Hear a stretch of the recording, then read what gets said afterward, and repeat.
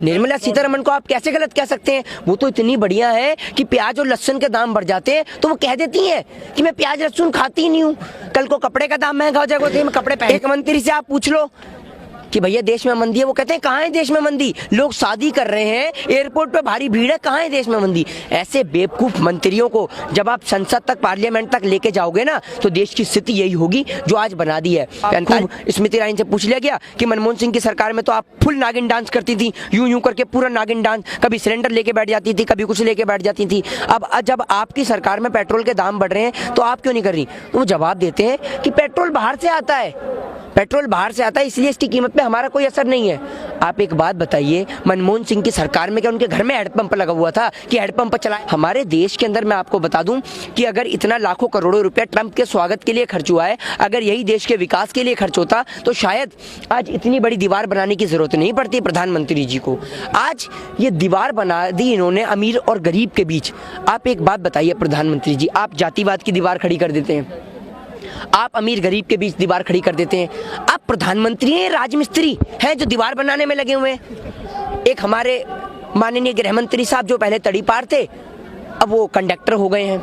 उनसे कोई भी बात पूछ लो, देश में बेरोजगारी है, शाहीन बाग, देश में मंदी है, शाहीन बाग, लोगों को घर में खाने को रोटी नहीं है, शाहीन बाग। अरे अमित शाह जी, आप गृह मंत्री हैं या किसी डीटीसी बस के कंडक्टर जो हर बात में शाहीन बाग और शाहीन बाग चिल्लाते रहते हैं? देखिए, लाखों करोड़ों रुपए इस देश की जनता का ये लोग खर्च कर देते हैं डोनाल्ड ट्रंप के स्वागत के लिए। अरे आप डोनाल्ड ट्रंप को क्यों दिखा रहे हैं ताजमहल, क्यों दिखा रहे हैं उन्हें लाल किला? आप उन्हें दिखाइए ना जो आपने बनाया है शौचालय, उन्हें शौचालय दिखाइए, अपने शौचालय में लेके जाइए ना डोनाल्ड ट्रंप को, उन्हें दिखाइए कि ये हमने बनाया है शौचालय। 6 साल में इस देश में हमने शौचालय खड़े करे हैं, एक एक शौचालय में घुमाइए और उन्हें वहां पे बिठाइए शौचालय के अंदर कि आप करके देखिए कितनी बेहतर सुविधा है शौचालय की। दिखाइए ना आप अपना स्वच्छ भारत अभियान दिखाइए, क्यों इतनी बड़ी दीवार खड़ी कर उन गरीबों को दुबका रहे हैं?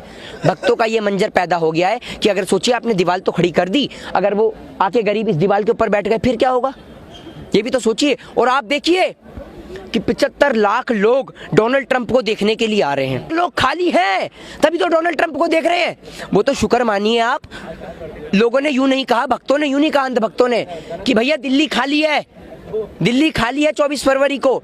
उसके बाद में आपका यूपी भी खाली हो चुका है, बिहार खाली हो चुका है, मणिपुर खाली, सब जगह खाली, पूरा देश खाली। सारे लोग अहमदाबाद पहुंच गए हैं डोनाल्ड ट्रंप को देखने के लिए। यूपी के अंदर इतने ब्राह्मण भाइयों की मृत्यु हो जाती है, लोग चुप बैठे रहते हैं। कश्मीरी पंडितों के नाम पे राजनीति किया करते थे, 6 साल हो गए कश्मीरी पंडितों को दर बदर की ठोकरें खा रहे हैं हमारे कश्मीरी पंडित भाई।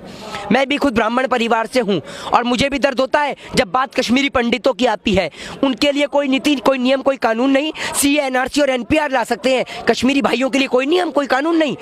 वो लोग 6 साल हो गए जिनके नाम पे राजनीति करते थे, 6 साल दर बदर की ठोकरें खाते हुए। जनाब 6 साल बहुत होते हैं, 6 साल के अंदर उनके बच्चों का जीवन खराब हो गया, नया एडमिशन मिलता है स्कूल के अंदर, पूछने जाते हैं, कहते हैं तो कहाँ से आए, कश्मीर से, तो एडमिशन नहीं मिलता उनके बच्चों को। ये हालत है और आप सोच रहे हैं कश्मीर के नाम पे राजनीति कर ली। इस देश की दलाल मीडिया वो है जो कश्मीर बंद रहता है तो सवाल नहीं उठाती, नेट सेवा बंद रहती है तो सवाल नहीं उठाती, और एक दिन रोड बंद हो जाए तो दलाल मीडिया के तन बदन में आग लग जाती। सुधीर चौधरी जैसे लोगों ने तो आज देश के चौथे स्तंभ के अंदर जंग लगा दी है। और मैं आपको बता दूं कि ये वो लोग हैं कि जो चौथे स्तंभ को घेरने का प्रयास कर रहे हैं, ये लोग कर रहे हैं। ये वो लोग हैं जो खुद जेल में रहते हैं और शाम को 9 बजे प्रोग्राम चला देते हैं देशभक्ति का, राष्ट्रवाद का। ये फर्जी राष्ट्रवादी लोग हैं, ये बताएंगे हमें देशभक्ति क्या हो। इन्होंने आज देश के चौथे स्तंभ के अंदर जंग लगा दी और अगर यही हालत रही तो ये चौथा स्तंभ निश्चित ही एक दिन गिर जाएगा और इसको आपको और हमें बचा के रखना है, इसे खत्म नहीं होने देना। कुछ दलाल पत्रकारों के कारण जो सत्ता की दलाली में चूर हैं, आप क्या चाहते हैं उनके कारण हम इस देश के चौथे स्तंभ को बेकार होने देंगे? हरगिज नहीं होने देंगे। इस देश के अंदर आज भी रवीश कुमार जी जैसे, अभिषार शर्मा, पुण्य प्रसून वाजपेयी जी जैसे पत्रकार आज भी जीवित हैं, जिससे इस देश की रियलिटी और फैक्ट को दिखाया जा रहा है। खाने को पब्लिक पर रोटी नहीं है, सूखी रोटी नहीं है, प्रधानमंत्री जी मशरूम खा रहे हैं। कहाँ से आ रहा है मशरूम का पैसा? प्रधानमंत्री जी इतना पागल बनाते हैं, 10 लाख का सूट पहन के पब्लिक को 15 लाख की टोपी पहनाते हैं। और मैं बता दूं इस देश में कोई गरीब नहीं है, कोई गरीब है ही नहीं इस देश में। अब बताओ, प्रधानमंत्री जी मेरे 15 लाख के कर्जदार हैं। अब मैं जब चाहूँ प्रधानमंत्री से पूछ सकता हूँ, प्रधानमंत्री जी मेरे 15 लाख कब देंगे, बताइए, जगह बता दीजिए, लेने में आ जाता हूँ 15 लाख रुपए।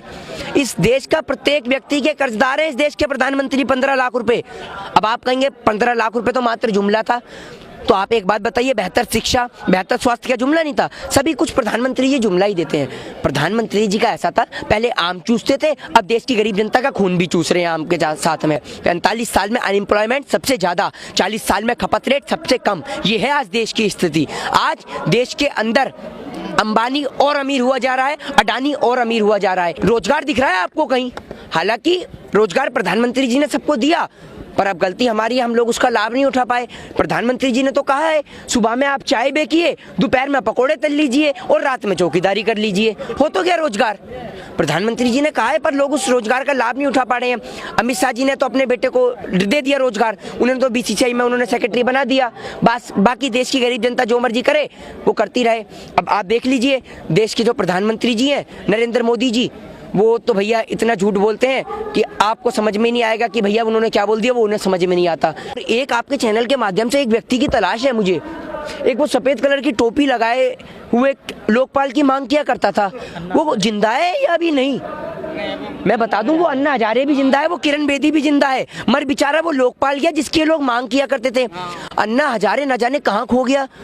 अन्ना हजारे पे बस का किराया नहीं हुआ करता था, और वो भैया चार्टेड प्लेन से आ रहा है, चार्टेड प्लेन से जा रहा है। भैया इतना पैसा कहाँ से कमा लिया, मैं भी बता दो। प्रधानमंत्री जी कहते हैं मैंने भीख मांगी है, मेरा क्या है, मैं तो फक्कर फकीर हूँ, झोला उठाऊंगा और चल दूंगा। और बताना चाहता हूँ तमाम सभी राजनीतिक दलों को जो भगवान श्री राम का नाम लेकर राजनीति में उतर रहे हैं, बता देना चाहता हूँ कि राजनीति कीजिए। राजनीति करना अच्छी बात है, लेकिन राजनीति करना तब अच्छी बात है जब आप बात करें शिक्षा पे, स्वास्थ्य पे, बेरोजगारी पे और महंगाई पे और भ्रष्टाचार पे, ना कि आप राम और रहीम के नाम पे राजनीति करें। आप राम और रहीम के नाते भाई को भाई से लड़ाकर चंद वोट हासिल करना चाहते हैं। इस देश के अंदर आपको शर्म नहीं आती। और तमाम राजनीतिक दलों को कहता हूं कि अगर आप किसी भी धर्म की भावना को ठेस पहुंचाएंगे तो आपको माफ नहीं किया जाएगा। आप एक बात बताइए, इस देश का संविधान आर्टिकल 14, आर्टिकल 15 कहता है या नहीं कहता कि भारत एक धर्मनिरपेक्ष गणराज्य है, यहाँ पर सभी लोगों को समानता का अधिकार है। तो आप लोगों से कैसे समानता छीन सकते हैं? और आपका अधिकार क्या होता है? आप अपना और अपने तमाम मंत्रियों का अंक प्रमाण पत्र दिखाते नहीं है, और लोगों से नागरिकता प्रमाण पत्र देखने वाले आप होते कौन है? हमने इस देश की मिट्टी में जन्म लिया है और इस देश की मिट्टी में ही विलीन होंगे। हमें किसी से पूछने की जरूरत नहीं है कि ये देश हमारा है या नहीं है। देश के प्रधानमंत्री जी ने तो ऐसा सोच लिया कि मेरे जन्म होने से पहले यहाँ देश में कुछ था ही नहीं। जब प्रधानमंत्री जी सोचते हैं कि 70 साल पहले सिर्फ मैं था और मेरी चाय की केतली थी और मेरा वो वाडनगर स्टेशन था और कुछ तो था ही नहीं। यूपी के अंदर हालात बहुत अच्छे हैं, माननीय योगी आदित्यनाथ जी की सरकार में बहुत कुछ अच्छा हो रहा है, और जितने बढ़िया हालत मेरे ख्याल से उत्तर प्रदेश के हैं पूरे देश में कहीं नहीं है।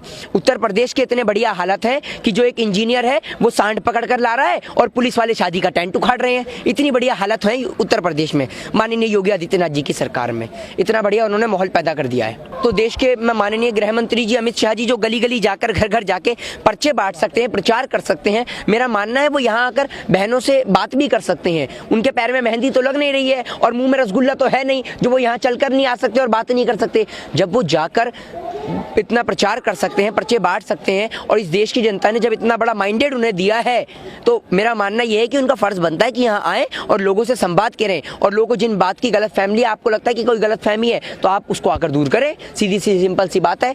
हरियाणा से हुए हाफ, समझ रहे हैं? हरियाणा से हाफ, महाराष्ट्र से साफ, और झारखंड से सुपड़ा साफ, और दिल्ली में बाप रे बाप, और बिहार के अंदर सीधा मुंडन। समझ गए? ये है इनका बिहार में हाल। लिट्टी चोखा वो तो शुक्र मान लीजिए अभी नरेंद्र मोदी जी ने बोला नहीं कि हाँ, वरना नरेंद्र मोदी जी ऐसा भी बोल सकते हैं, कोई ज्यादा बड़ी बात नहीं है कि भैया कि मेरी माँ चोखा बनाती थी और मैं लिट्टी बिहार से लेके आया करता था। अभी बोला नहीं है, हालांकि बोल देंगे नरेंद्र मोदी, ज्यादा बड़ी बात नहीं है, क्योंकि प्रधानमंत्री जी झूठ बोलने में उनका पता है। प्रधानमंत्री जी का बस नहीं चला कि वो साबित कर दें इस बात को कि जब उनका जन्म हुआ तो इस देश में कुछ नहीं था। सिर्फ मोदी जी को एक वो चाय की दुकान दिख गई, वो वाडनगर स्टेशन और रेल की पटरी दिख गई, बस उसी पे मोदी जी सुबह शाम शुरू हो जाते।